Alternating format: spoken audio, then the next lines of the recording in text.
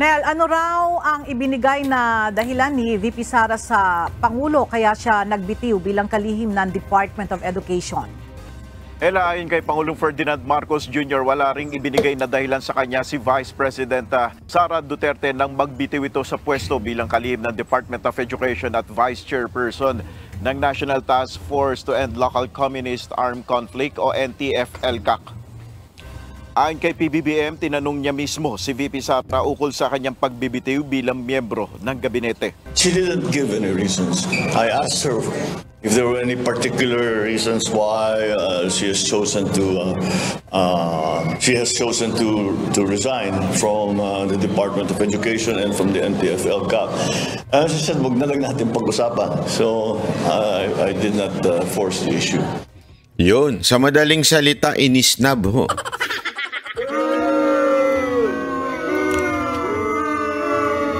Tinanong daw ni Marcos kung anong dahilan kung bakit siya nag-resign. Sabi niya, huwag na natin pag-usapan. Sa madaling salita, kailangan pa bang i-memorize yan? Yun ang sagot ni VP Sara nung tinanong siya. Kailangan pa bang i-memorize yan? Pagkatapos niyong sabihin ako'y badsyat? Pagkatapos niyong tanggalan ako ng kung ano-anong kakayanan sa aking departamento? Hindi. Ako, hindi naman yun. Joke lang yun. Pero ito, naniniwala ako, ang pinaka-trigger point ni VP Sara Duterte. Hindi, ito, sa tingin ko kasi, good shot naman si Pangulong Marcos kay VP Sara Duterte. I think, meron pa din yung spark between them. Meron pa rin naman silang maayos na relationship. As a matter of fact, sabi pa nga ni VP Sara Duterte, I think we're still friends. Okay?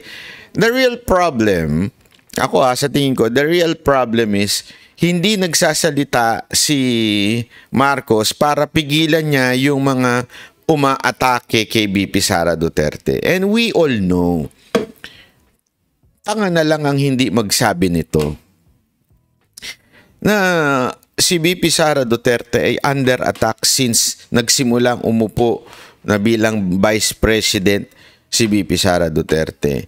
And kita nyo naman, sigurado naman ako nanonood din ng kampo ni VP Sara Duterte sa mga banateros wherein binuking namin etong mga vlogger na ensimada, etong mga vlogger na mga Marcos loyalists na sila ho ay binabayaran para ho siraan si VP Sara Duterte at i-promote si Tambi.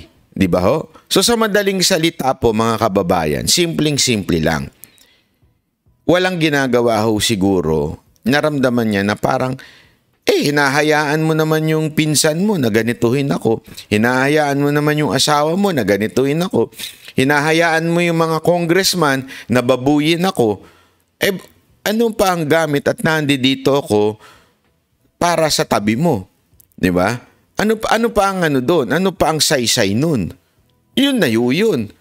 Yun na siguro yung trigger point na, again, maybe they're still friends. Kaya lang, ang hirap naman ho nun.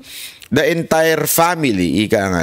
When I say family, not the family literal, the family, ibig sabihin, the entire Congress, the entire department, lahat tinitira ako. Para naman akong tanga na parang naghahabol at kapit ko doon sa bilang ako ay secretary ng DepEd o kaya secretary, vice chairperson ng NTF-ELCAC. Kakmukha naman akong tanga doon. Di ba ho? So, ibig lang sabihin nun, talaga nga namang napuno na si VP Sara Duterte. Kaya nga sinabi niya, we're still friends. Doon na lang. Pagdating sa unity team, wala na, di ba? Wala na talaga. So, wala na. Ayun na ho sa akin. Yun ang sa tingin ko, Kaya nga nung tinanong siya, ano masasabi mo? Anong dahilan mo kung bakit ka nag-resign? Huwag na natin pag-usapan. Mag-aaway lang tayo. Di ba ganyan naman di ba? Ganyan naman po yung mga jowa ninyo. Minsan nga mas maganda nang wag nang pag-usapan para hindi na lang kayo mag-argue. Excuse me. Di ba? Kaya mas maganda na lang yung sige, hayaan na lang natin. Let's just move on, ika nga. O, ibig sabihin nun, wala na. Forget about it. Wala na tayo. Move on na tayo. Di ba? Wala nang usap-usap. Ay, nako. Kaya,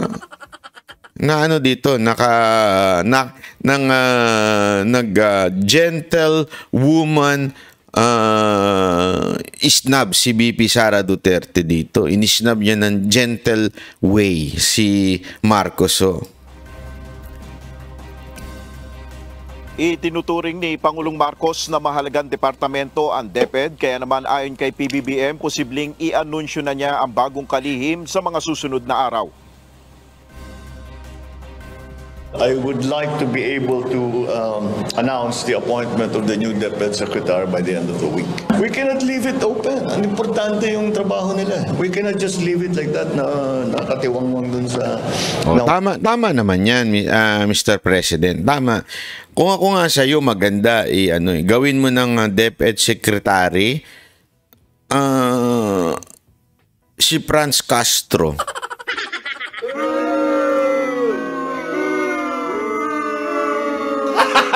Gago! Para gagawin niya sa lugpungan ng lahat ng eskwelahan.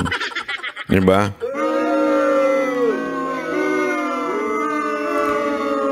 Malay mo lang naman, ha? Malay mo, baka mamaya ipamemorize niya na yung, di ba, yung sa salugpungan, pinamemorize yung national anthem ng mga NPA. Ibig sabihin, magaling sila doon sa ganong propaganda. Pwede mo nang ipamemorize yung bagong Pilipinas. Di ba? Hindi kasi, alam nyo, ito walang biro ito ha. Maraming napapanood ako sa TikTok, ginagawa ng katatawanan yung bagong Pilipinas na ano ba yun? Anthem ba yun o binabasa? Dalawa ba yun? Hindi, nakita ko kasi sa TikTok yun eh. Yung bagong Pilipinas na kinakanta na hindi ko alam kung yun po ba ay nagagalit ho kasi yung mga estudyante. Kasi sino kayang PR firm ang gumawa nun? Him at Pledge yun eh. Sino kayang gumawa yung kanilang him na yan? Kasi hindi siya singable eh. Ang taas-taas dapat kasi pagka, 'di ba, pag gumawa ka ng anthem, yung everyone, meron tayong sa music, meron tayong tinatawag na yung nasa middle. Sabihin, tono ng lalaki at tono ng babae kayang kantahin. Kasi magkaiba ang octave ng babae sa lalaki. Magkaiba ng kiyan. Ibig sabihin, yung kanyang magkaiba. So, ibig sabihin, dapat nandun ka sa middle. Kung ito yung sa babae, ito yung sa lalaki, dapat nandito ka sa middle yung tono mo. Yung kanta? Panahon ng pagbabago. So, ganun mo kakantahin? Diba?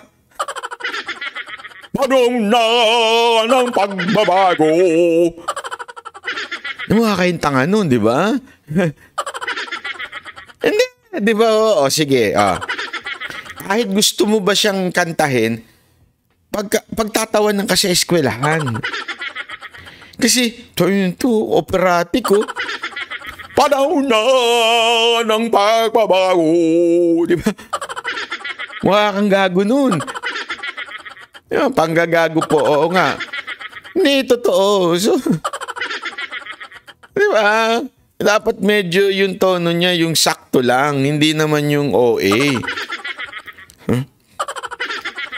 Ano kaya magkaroon ng contest, no? Contest sa eskwelahan. Pagalingan ng mga sa klase kung paano kantahin yun. Kung ganyan, lahat kayo, panahon na ng pagbabago.